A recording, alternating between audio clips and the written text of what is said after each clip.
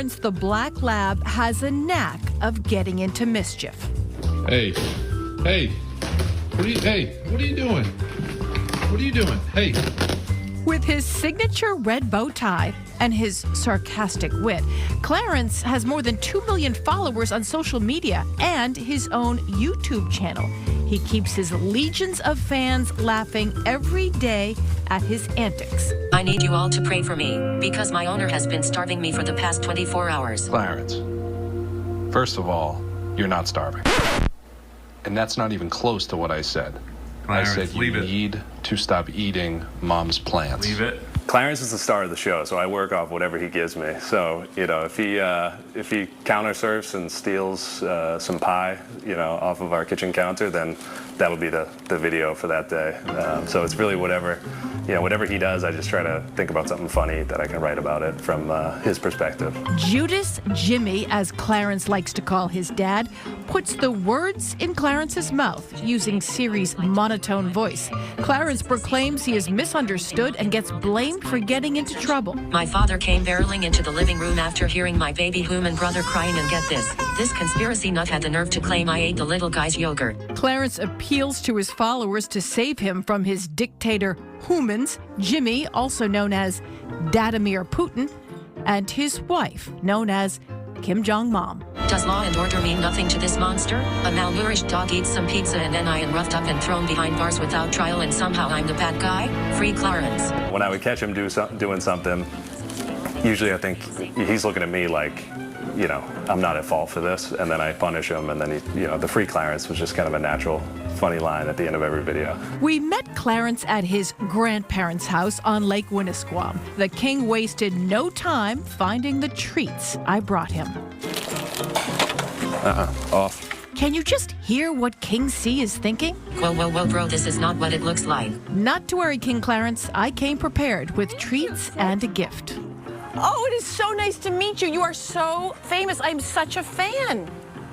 And I want you to know, whenever you get blamed for something, and it's really Judas Jimmy, I know it's not you. And I have a present for you. I gave Clarence an I Love New Hampshire bandana because the king recently took offense when his aunt visited with presents for the rest of the family and none for him. Well, in protest, I went Jurassic Park on her and then ate the out of the box that came with my brother's present, and the commotion woke up the baby from a nap. At least I made my point. No presents, no peace from this day forward. I try to hit on some funny pop culture type stuff and just wheel it into the to the mind of a dog. I think people really like that because it keeps the videos topical and relevant. Further proof that King C is a top canine influencer, the prestigious Westminster Kennel Club invited Clarence to its 148th annual dog show as a Bark Stage correspondent. I was a little nervous that Clarence was not going to he was going to cause some ruckus, because a lot of the dogs there are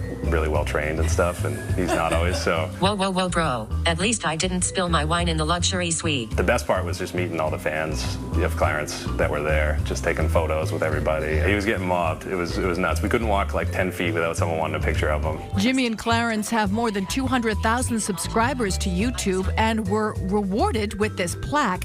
There's also a line of merchandise, shirts and hats that bring in thousands of dollars. Much needed revenue to help pay for all the remodeling Clarence likes to do around the house. Sit. Stay.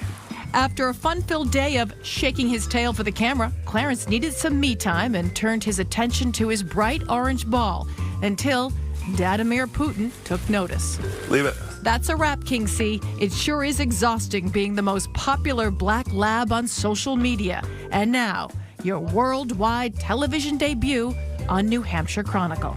Listen, I just wanted to give a big thank you to New Hampshire Chronicle for giving me my first appearance on network television. I've been shaking my tail in front of millions on the internet every night, and it's about fluffing time I got some mainstream respect. And chances are, once the executives at ABC see this interview, they'll be begging King Clarence to be the next Bachelor. But I'll never forget where I got my start, right here on New Hampshire Chronicle.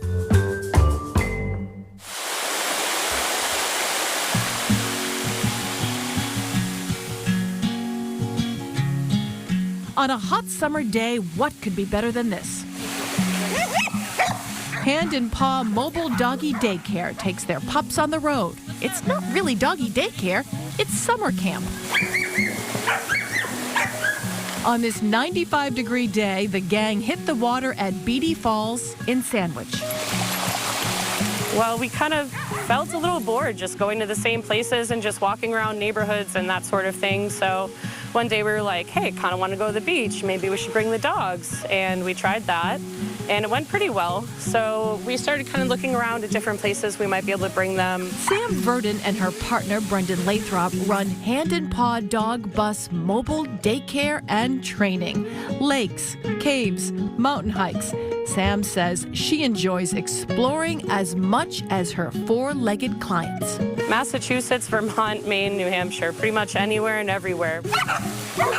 Every dog at Hand and Paw undergoes training before its first road trip. We start off with small places, and we start with just 1-2 leashes, and then we keep extending to a third leash. By the time they're off leash, we already know that they're going to respond to us. They certainly like to chase sticks. Yeah, that's their favorite game. That's actually part of how we train them, because if you make everything a game, they learn much easier. They're like little kids. They react the same way. They have the same kind of emotions, the same styles of learning. You can't just do like a one-size-fits-all training thing. Puppy play is over, Good. Go up and in. and a busload of dogs head home, happy and tired until their next field trip.